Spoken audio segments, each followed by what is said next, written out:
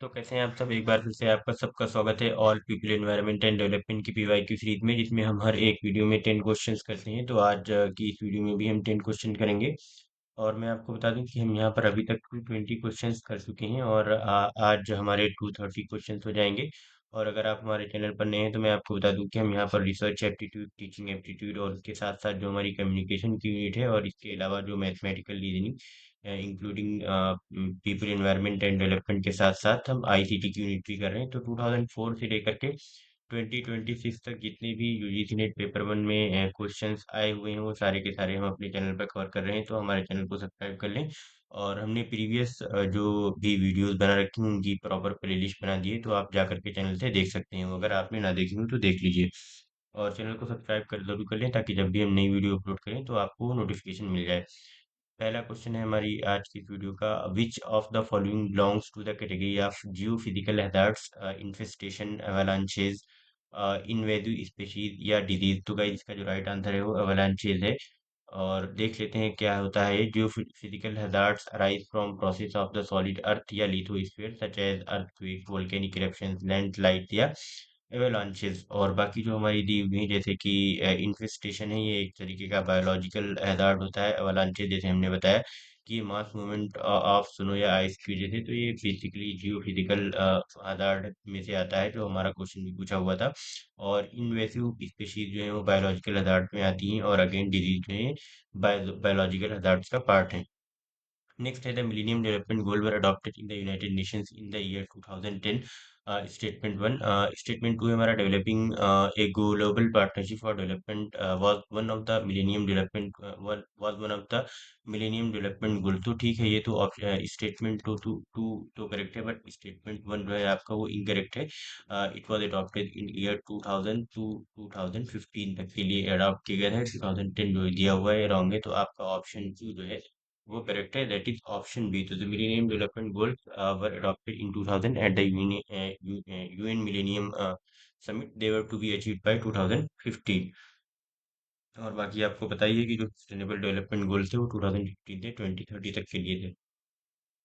Next question है, consider the following statements in the context of millennium development goals MDGs adopted by United Nation. Eradicate extreme poverty and hunger, ठीक है ये तो correct है। Improve maternal health, ये भी correct है। Responsible consumption and production, reduce child mortality. तो guys ये जो रिस्पॉन्सिबल कंजम्पशन एंड प्रोडक्शन है ये मिलेनियम डेवलपमेंट का पार्ट नहीं था, ये पार्ट था एसडीजीज का, जो सस्टेनेबल डेवलपमेंट गोल थे। तो आपका जो ए बी एंड सी है वो ऑप्शंस करेक्ट है। तो ए बी सी देख लीजिए किसमें है, A B C, that is option A. Question 223 का option A will be the correct answer for this question.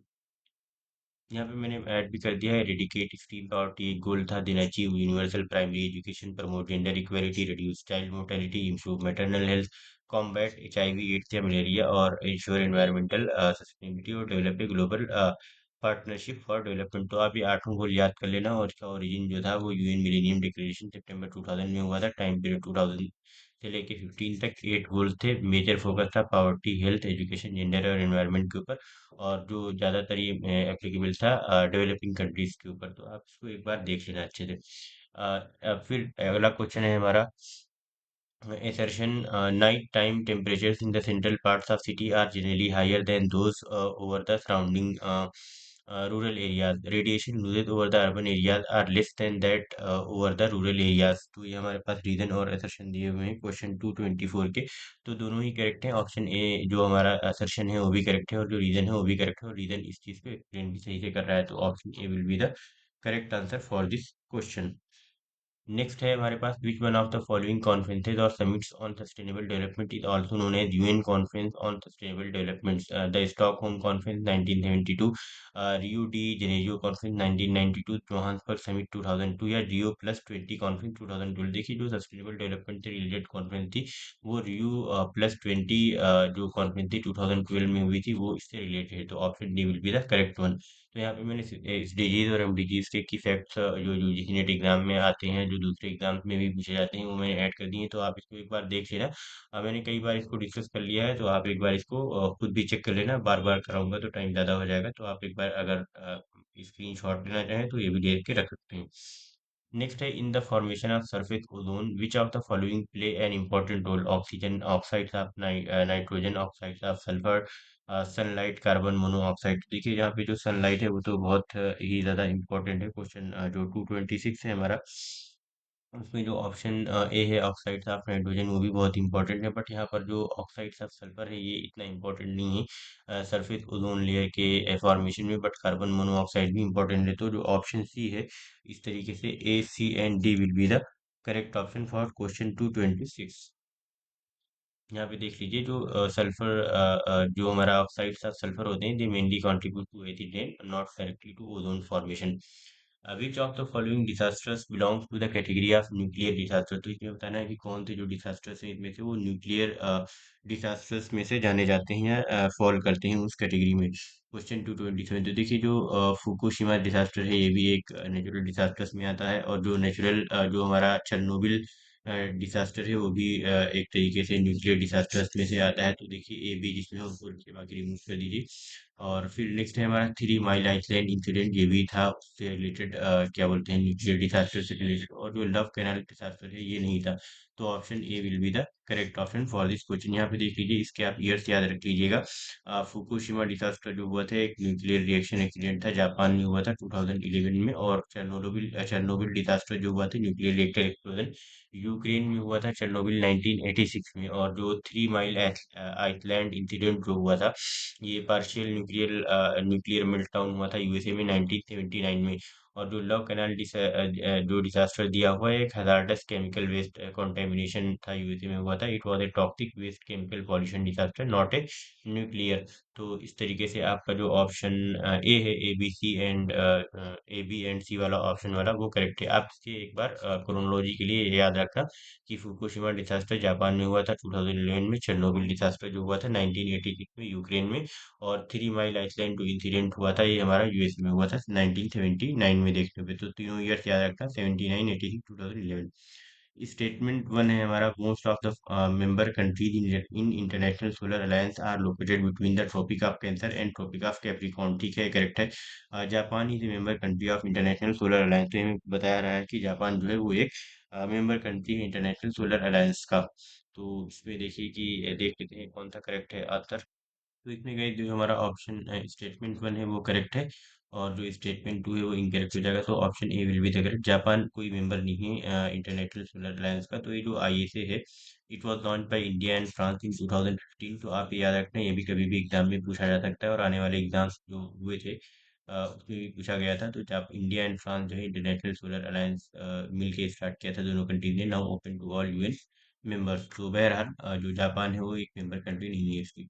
Next है Paris Agreement aims to limit the temperature rise in this century by how many degrees Celsius above the pre-industrial level? 1 degree Celsius, 2 degree Celsius, 0.5 degree Celsius, या 3 degree Celsius. तो guys, जो हमारा ये वाला question है इसका जो राइट आंसर है वो 2 डिग्री सेल्सियस है। यहाँ पे हम देख लेते हैं। जो पेरिस एग्रीमेंट है ये एम करता है hold to increase in global average temperature to well below 2 degree Celsius above pre-industrial levels, और and pursue effort to limit the temperature rise to 1.5 degree Celsius. और जो मेन अपर थ्रेशोल्ड है जैसा कि हमने बताया अभी वो 2 डिग्री सेल्सियस है, और जो मोर एम्बिशियस टारगेट है जो अचीव करने का वो 1.5 डिग्री सेल्सियस है।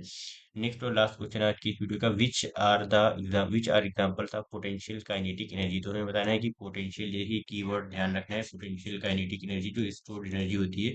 Select your answer from the option given below. तो water that is behind a dam. ठीक है, तो ये ऑप्शन वन तो करेक्ट है इसका। क्वेश्चन 230 में देख लेते हैं और कौन कौन से नहीं है। रेडियो सिग्नल्स नहीं होंगे। An airplane idling in the runway, ठीक है, ये भी। ए सेटेलाइट बिफोर इट लॉन्च, ठीक है। एक वाइड स्प्रिंग, ये भी सही है। Heat hardness from the ocean, तो ये नहीं होगा। तो आपके पास जो राइट ऑप्शन है 1, 3, 4 and 5 will be the correct one. यहाँ पे देख लीजिए, this question refers to potential energy that is known as stored energy, not kinetic energy, जो एनर्जी इन मोशन होती है। तो आप देख सकते हैं कि वाटर बिहाइंड ए डैम जो है वो स्टोर्ड ग्रेविटेशनल पोटेंशियल एनर्जी को शो करता है। और जो फिर हमारे पास जो रेडियो सिग्नल्स होते हैं जो इलेक्ट्रोमैग्नेटिक एनर्जी, रेडिएंट एनर्जी को शो करते हैं, नॉट ए पोटेंशियल एनर्जी। और ये फिर जो an aeroplane idling in the runway has stored chemical potential energy, देख सकते हैं आप उसमें।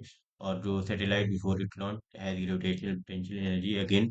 और जो कॉइल्ड स्प्रिंग होती है ये भी इलास्टिक पोटेंशियल एनर्जी उसके अंदर होती है। और जो हीट हार्नेस फ्रॉम ओशियंस वाला ऑप्शन था इसमें थर्मल थर्मल एनर्जी होती है ना कि पोटेंशियल एनर्जी। तो thank you so much guys.